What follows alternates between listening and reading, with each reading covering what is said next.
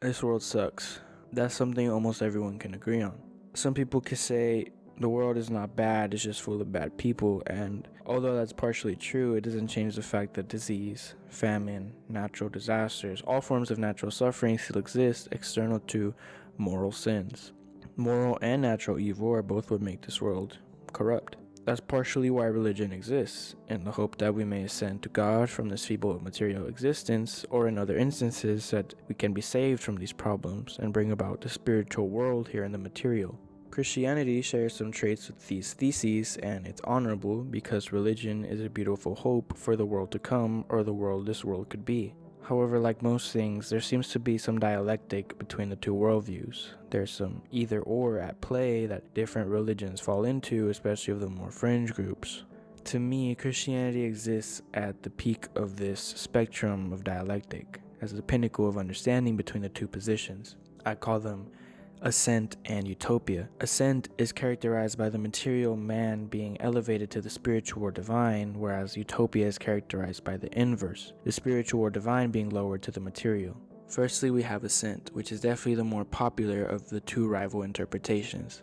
I'm inclined to say it's so because of a lack of cultures which believe that the material world is too corrupt to experience the divine. But it may just be that these cultures lack a misanthropic, sort of self-hating doctrine of humans being bound by a fallen nature. These cultures have elevated views of mankind that the Christian worldview does not. In Stoicism, mankind is inherently united to the Logos, or divine spirit within them.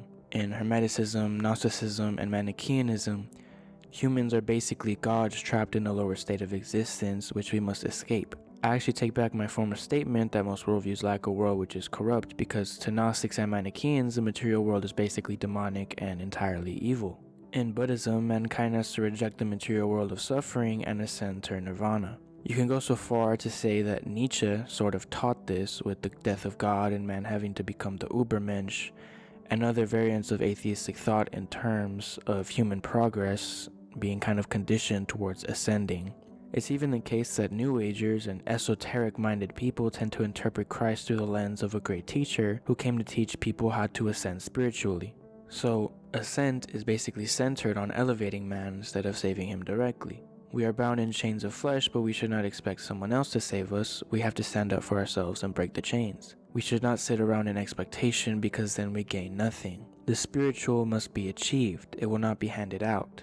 Essentially, it's a very arrogant version of Christian sanctification. Through the Christian perspective, Christ liberates us and gives us the opportunity to ascend, but it is cooperative and humble. The worldview on ascending to Christ's creation, but it puts too much faith and expectation, ironically, in the willpower of man. Next, we have the utopian understanding, which presents a future perfect world to make up for the suffering in this current existence. It's often the case that Christianity is misunderstood in this light. Scholars believe Jesus was a failed apocalyptic and millenarian prophet. Even the Jews to this day believe the Messiah will be some grandiose political and military figure, something they'd expected when the Son became incarnate on earth. However, this is simply the case if you disregard the entirety of the gospel. As St. Athanasius puts it, God became man that we may become gods. That is both ascending and utopian in nature. Christ was united to us in human nature that we may become united to him and partake of the divine nature. This is the biblical, apostolic, patristic understanding. Now, it's only once you arrive at the conclusions of the radical reformers and dissenters, and later the Great Awakening cultists in America, that you achieve something akin to the Jehovah's Witnesses understanding, which for some reason are all harshly utopian. Maybe it has something to do with the Protestant doctrine of sola fide, which is obviously at odds with the idea of matter itself ascending to the spiritual without any grace by the spiritual, or God, as I should clarify.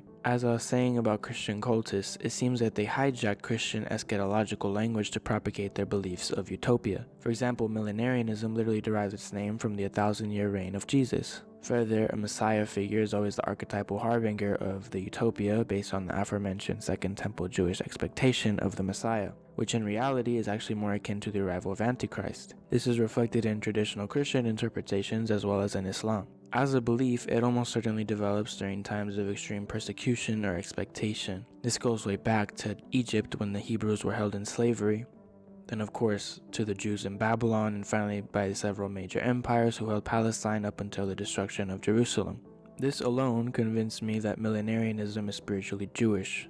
That's why the majority of the Great Awakening cults were all revivalists. They rejected mainline Protestantism, they rejected apostolic and ancient churches, just like the Jews who rejected the Messiah. It's a victim mentality, not so much humble or patient, but pretty idle and apprehensive. On top of that, it gives birth to doomsday cults, which is what I was referring to in the title of this video.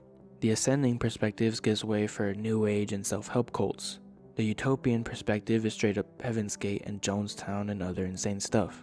As previously stated, we can see roots in this Jehovah's Witnesses, the Millerites, and the Adventists, all Great Awakening period dispensationalist expectation and spiritual delusion. As I was researching this, I learned that this topic actually has a lot of sociological and psychological study because of how pervasive it can be to someone's mind. Members of doomsday cults can be so entranced by the system that even after a so-called prophecy fails to come to fruition, they remain within the cult out of a renewed hope somehow to make the prophecy come true. The Seventh-day Adventists who sprung up from the Great Disappointment are an example of this, because they reinterpreted the original prophecy of Christ's return to be different than what they'd previously expected. With this much power in the hands of religious authorities, seeing how obedient the followers can be, well, power corrupts, as we know, which is how you end up with hundreds of people willingly taking their own lives out of extreme religious convictions for a paradise beyond what we live now. On the other hand, Ascent is not barred from scrutiny since both ends of the spectrum must be extreme. Ascent can be harshly seen through the intense search for mystical experience. Mysticism has its profundity in Christian praxis, which again debunks the claim that Christianity is heavily utopian. But in the most extreme cases, the search for ascending beyond the mortal plane can be demonic. Drug trips are inherently shamanistic, and that's become the most widespread form of entering altered states of consciousness to escape the material. LSD, mescaline, peyote, ayahuasca, salvia, DMT all have varying stories and accounts related to the experience these drugs give, and can often contain spiritual experience or encounters with spirits themselves. At face value, these might not be so bad as to compare to religious zealots trying to convince you to isolate yourself from the world, to live on a commune with them and probably end up killing yourself later. But some shamans have gone so far as to sacrifice humans for the sake of their encounter with the spiritual, like in Mesoamerica and Celtic Europe. Ascent can also be simply but extremely seen by the leap of an ordinary man to the extraordinary, to quote Raskolnikov. What do I mean? Well, in a non-spiritual way, there are psychopaths and people in general who elevate themselves beyond the rest of humanity by engaging in depravities and unspeakable crimes. They are technically ascending beyond humanity by doing so. Of course, from my perspective, there's a deeper spiritual issue, but they're doing twisted and demented things doesn't necessarily have to be out of any convictions besides their own. But we've seen this, and there's a great video actually that links how serial killers in the 1900s did it out of spiritual delusions. In conclusion, the world is corrupt, and there are those who embrace the depravity of the world and seek only to escape the bounds of morals to deprive them of engaging in depravity. There are those who wish to escape but will find a manner suitable for them to connect with the divine, whether by sacraments of drugs or intense meditation or through seeking unknown knowledge. There are those who wish to escape but are too sheepish to do anything about it, and so are left to depend upon the hopes of a future perfect world. Sometimes they're taken advantage of for this hope by depraved, zealously spiritual people. And then there are those who realize the corruption of the world but recall that the God-man Christ has restored and will continue to restore all of creation, and it begins with you working with Him to restore yourself and your soul.